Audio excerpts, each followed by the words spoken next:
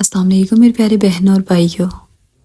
कुरान पाक के बारे में मुसलमानों का मानना है कि आज रसूल खुदा की वफ़ात के 1400 साल बाद भी इसमें कोई तब्दीली नहीं आई। ये आज भी अपनी असली हालत में जैसा कि रसूल खुदा सल्लल्लाहु अलैहि वसल्लम के दौर में नाजिल हुआ वैसा ही मौजूद है। जबकि बाकी आसमानी सहीफों के बारे में मुसलमानों का मानना है कि वक्त गुजरने के साथ साथ उनमें तब्दीली आ चुकी है। कौम के उमरान ने अपनी मर्जी के असूल ज़वाबित बनाकर गुज़िश्ता आसमानी सहीफों में ऐड किए, जबकि आम अवाम को उनकी पैरवी करना पड़ी। तो आज ये बात कैसे साबित है कि कुरान पाक अपनी असली हालत में मौजूद है और इसके कलाम में कोई रद्दो-बदल नहीं हुई?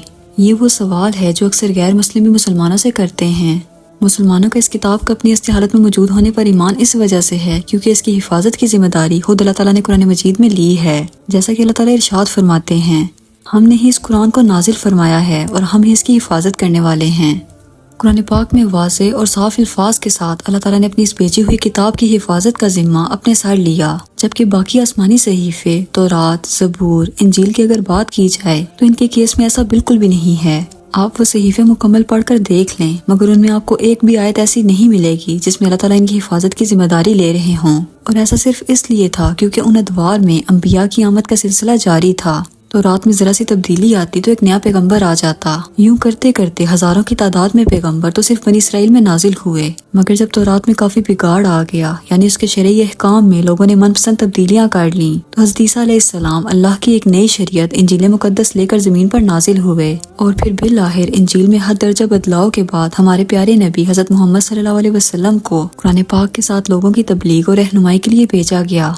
अब चूंकि रसूल खुदा सल्लल्लाहु अलैहि वसल्लम पे नबूवत खत्म थी, आपके बाद कोई और पैगंबर नहीं आना था, लिहाजा आपके इस दुनिया से चले जाने के बाद ये किताब कुरान पाक इस जमीन पर आपका खलीफा मुकर्रर हुई।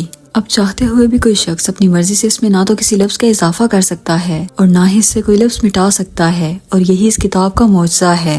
हाँ, इस किताब के हक में और इसके खिलाफ हजारों किताबें लिखी जाती हैं, मगर इस किताब के अंदर इसके अल्फाज के साथ कोई छेड़छाड़ कर ही नहीं सकता, क्योंकि इसका हर लफ्ज अपनी हिफाजत खुद करता है। मगर दोस्तों, अब रही बात इसको एक जगह पर कंपाइल करने की, तो इस बात पर कई गैर मुस्लिम भी काफी एतराज उठाते हैं, जिसमें सबसे बड़ा एतराज जो कि कैथोलिक ईसाइयों के एक बिशप इमैनुअल बार बार करते हैं कि कुरान पाक को रसूल खुदा के वफात के 200 साल के बाद एक जगह पर जमा किया गया, जिसका मतलब ये है कि इसमें बाद में लोगों ने अपनी मर्जी से तब्दीलियां की, और इससे वो ये साबित करने की कोशिश करते हैं कि कुरान पाक भी किसी आम इंसान की लिखी हुई किताब है, जबकि उनका ये 200 साल बाद लिखा जाने वाला एतराज बिल्कुल बेबुनियाद और गलत है, जो ये बताता है कि कुरान पाक के बारे में उनकी तहकीक बहुत कम है। दोस्तों, कुरान पाक की तदवीन 3 मराहिल में मुकम्मल हुई। पहला मरहला था रसूल खुदा के दौर का, जिसमें आप सल्लल्लाहु अलैहि वसल्लम ने कातबे वही मुकर्रर किए हुए थे। इस पहले मरहले में कुरान पाक लिखा हुआ मौजूद जरूर था, मगर एक किताबी शक्ल में ना था, क्योंकि उस वक्त कागज मौजूद ना थे, लिहाजा इसको चमड़े पे, खजूर की छाल पे, ऊंट के शाने की हड्डी पर या फिर कपड़े पर लिख कर रखा गया। मगर इस पहले मरहले में सूरतों की तरतीब, इनके नाम और इनकी आयात मुअय्यन कर दी गयी, जो कि जिब्राईल अलैहिस्सलाम रसूल खुदा को बताते और आप आगे से वैसे ही उनकी तरतीब मुकम्मल करते जाते। इस बारे में हदीस में मिलता है कि रसूल खुदा और जिब्राईल अलैहिस्सलाम हर साल रमजानुल मुबारक में एक मरतबा कुरान पाक का दौरा किया करते, यानी कि जितना कुरान पाक नाजिल हो चुका होता उसकी एक मरतबा रिवीजन करते और उसमें आयात और सूरतों की तरतीब मुकर्रर करते। मगर रसूल खुदा की वफात से पहले के आखिरी माह रमजान में जिब्राईल अलैहिस्सलाम 2 मरतबा कुरान पाक के दौरा के लिए तशरीफ लाए, जिसका जिक्र रसूल खुदा ने अपनी बेटी फातिमा से किया और उनसे कहा कि जिब्राईल अलैहिस्सलाम मुझसे हर साल एक मरतबा दौरा कुरान करते थे। उन्होंने इस साल 2 बार मुझसे कुरान का दौरा किया है। मेरा ख्याल है कि मेरी वफात का वक्त करीब है, तुम अल्लाह से डरती रहो और सब्र से काम लेना।